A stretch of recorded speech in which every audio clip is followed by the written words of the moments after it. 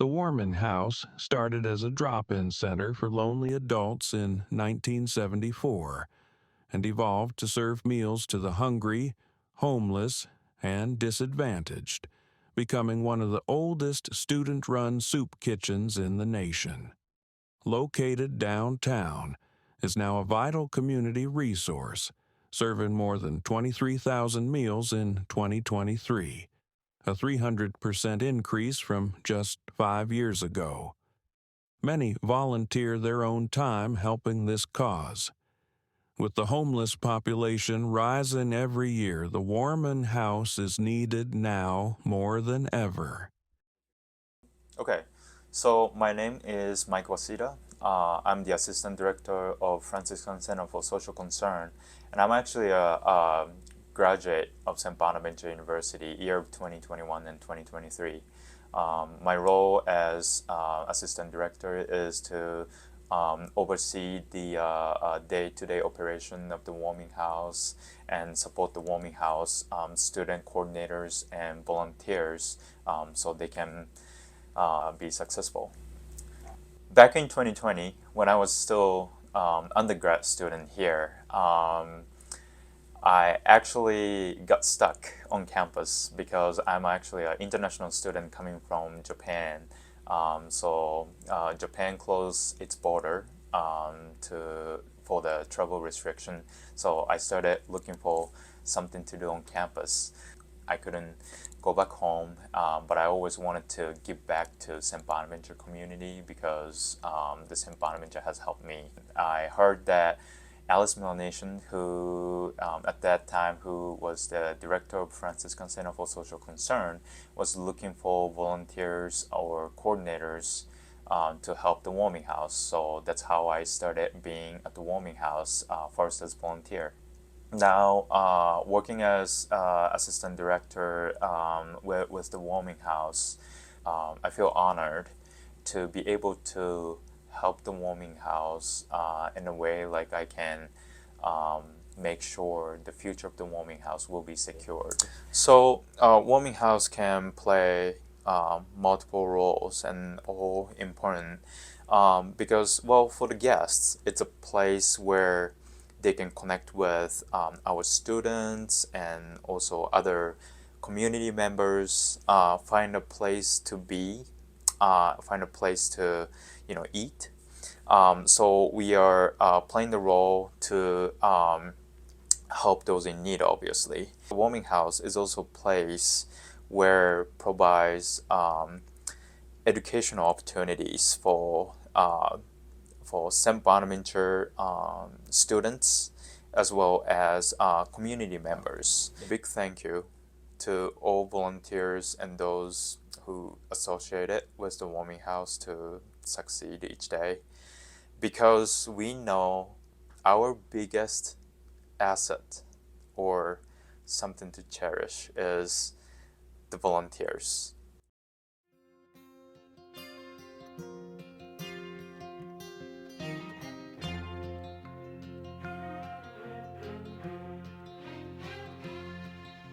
A child arrived just the other day.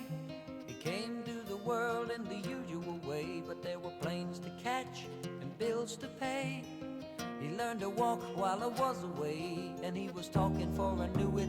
And as he grew, he'd say, I'm gonna be like you, Dad. You know I'm gonna be like you. And the cat's in the cradle and the silver spoon, little boy blue and the man on the moon. When you're coming home, Dad, I don't know when, but we'll get together then.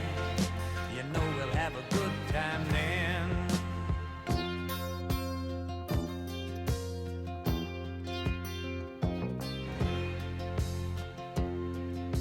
My son turned 10 just the other day. He said, thanks for the ball, Dad, come on, let's play. Can you teach me to throw? I said, not today, I got a lot to do. He said, that's okay, and he walked away, but his smile never dimmed. Said, I'm gonna be like him, yeah, you know I'm gonna be like him. And the cat's in the cradle and the silver spoon, little boy blue and the man on the moon. When you're coming home, Dad, I don't know when,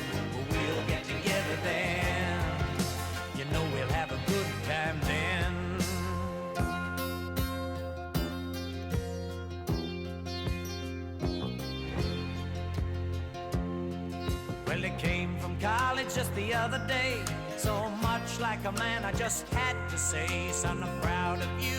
Can you sit for a while? He shook his head and he said with a smile, what I'd really like, Dad, is to borrow the car keys. See you later, can I have them, please? And the cat's in the cradle and the silver spoon, little boy blue and the man on the moon. When you're coming home, son, I don't know when, but we'll get together then, Dad. You know we'll have a good time then. So my name is Gabriel Cote. I am a fourth-year accounting major here at Bonas. I've been working at the Warming House since fall of 2021. I was originally considering other schools, and Alice Miller Nation of the FCSC actually asked me to come and tour here, and she said she was going to give me a tour of the Warming House, and she thought that I would really like it and enjoy it. So I took the tour, and I came to the Warming House over the summer, and I loved it.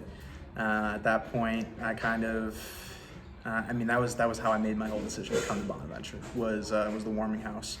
You know, the just seeing the mission and what the students do here, it's incredible. It's something that you really don't find at other universities. It's something unique to have a completely student-run soup kitchen. I mean, all the operations, it's all students. So when I first started, we were, kind of following in the wake of the pandemic. And so we started to see the need kind of go up a little bit. We didn't have too many people eating inside. We didn't do too many takeouts. But shortly after that, it really started to pick up when the economic climate just kind of dipped. A lot of people fell into hard times. We went from serving maybe 35 meals a day to, the highest I can think of, I think was around 130, which is crazy. Especially when you think about it, from a Bonaventure perspective, you come to this small town, and I feel like a lot of people don't necessarily think of poverty in a small town or a small city like Olean, but there definitely is a need here. And I think it's essential for students to be a part of, making that difference and trying to improve the community, outside of Bonaventure. In recent years, the Warming House has faced significant challenges that many people may not be aware of. Some of these issues stem from certain guests who have been trading meals for substances, wasting food, or, in some cases, acting aggressively toward staff members. These problems have been difficult for the Warming House to manage and have impacted both volunteers and other guests. There's been a lot of talk about, trading meals for drugs or goods of some sort, or just meals being wasted.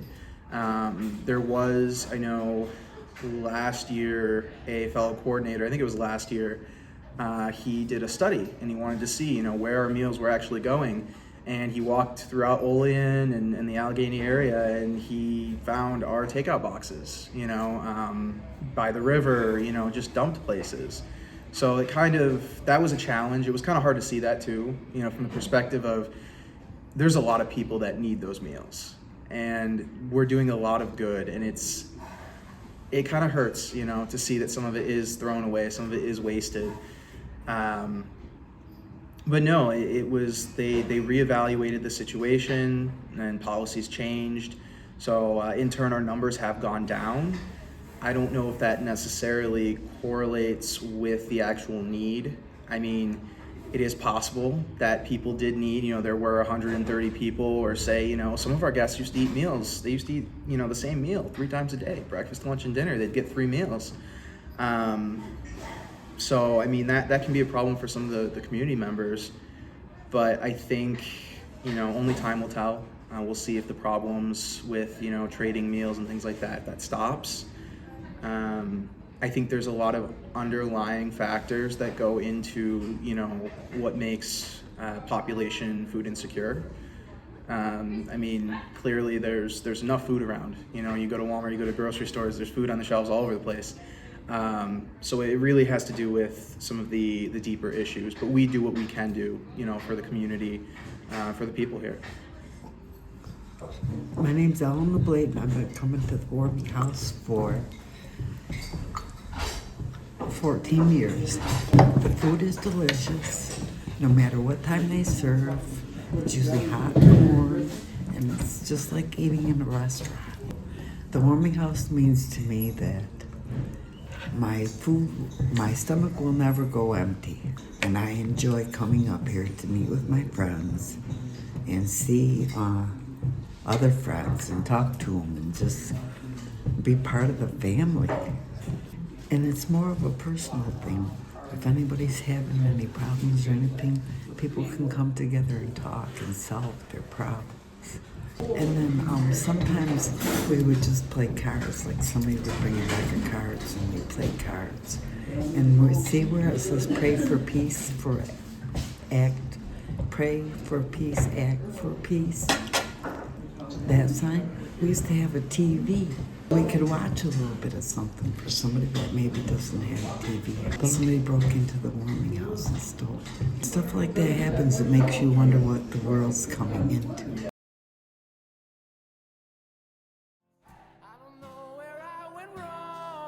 The Warman House is more than just a building. It's the heart of the Olean community. It brings people together, offering warmth, comfort, and a sense of belonging. Every day, it works to make a positive impact. But that mission isn't easy in today's world with greed. Also, many guests face complex and painful challenges that aren't always easy to solve. So, how can we create real, lasting change? We start by giving what we can, our time, our support, and our compassion. That's how we make a difference. That's how we stand together like the volunteers at the Warman House who care to make a difference.